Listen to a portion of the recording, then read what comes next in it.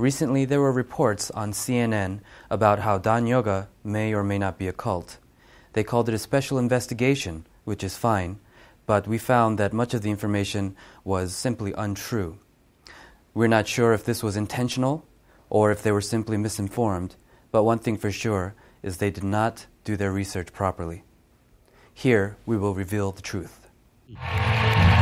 Ilchi Lee is seldom seen in public. That's why this event is packed. CNN is claiming here that this event is packed because Ilchi Lee is seldom seen in public. A simple visit to ilchi.com will show his schedule for public lecture tours.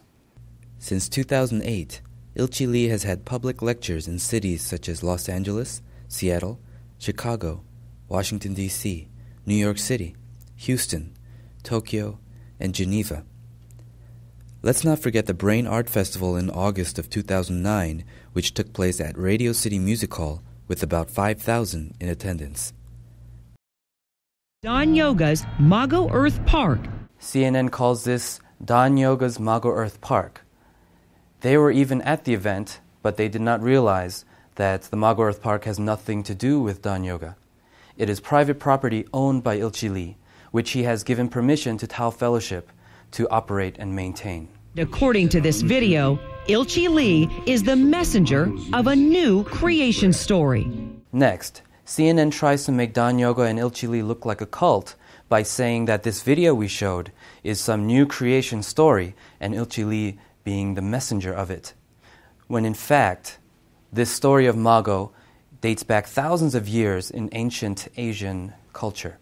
If you wish, you can see this video in its entirety at magoearthpark.org, and I'm sure most of you will find that this video is very far from what CNN claims it to be. They believe some of the money they spent, which was supposed to help the world, instead supported an extravagant lifestyle. CNN goes on to suggest that money from Dahn Yoga is used for Ilchi Lee's extravagant lifestyle. However, it has been many years since Ilchi Lee passed on ownership of Dahn Yoga to his students. They go on to show this house in Sedona, Arizona. However, we found that this house does not belong to Ilchi Lee or his company. In fact, it belongs to Tao Fellowship, a non-profit organization. Next, we are shown this picture of Oasis Arabians, located in Cottonwood, Arizona. We went to see for ourselves what the situation was at this ranch. However, we were surprised to see a for rent sign and not a single horse in sight. The manager of Oasis Arabians claims that it has been years since they have had horses. CNN has repeatedly shown footage of reporter Kira Phillips and her camera crew approaching Ilchi Lee, bombarding him with questions in a rude and inappropriate manner. Then, they tried to play the victims by saying that Ilchi Lee was surrounded by bodyguards, implying that they were touched and harassed. Going through this footage, we identified only Ilchi Lee's secretaries, family members, event staff, and guests. Not a single bodyguard was in sight. With a little research, CNN would have discovered that Ilchi Lee is an expert martial artist and had run his own martial arts studio from the age of 20.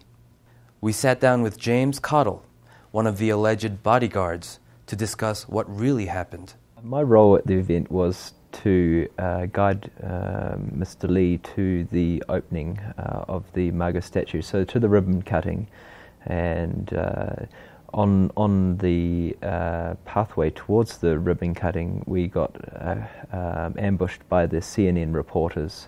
Mr. Lee, I'm Kira Phillips for CNN. They were asking directly to Mr. Lee about sexual allegations, and I thought that was very inappropriate.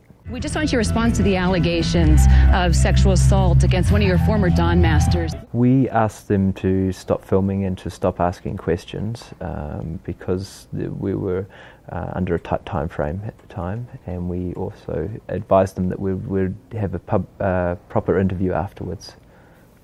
And they weren't happy with that response, that they can sit down afterwards and actually have a proper interview? They didn't want to talk like civilized humans? No, they just continued to attack Mr. Lee. As you can see, CNN's report is filled with falsehoods. If you would like to know the truth, please visit DahnYogaVoice.com, where you can find legal facts and voices of those who are practicing Dahn Yoga, as well as instructors.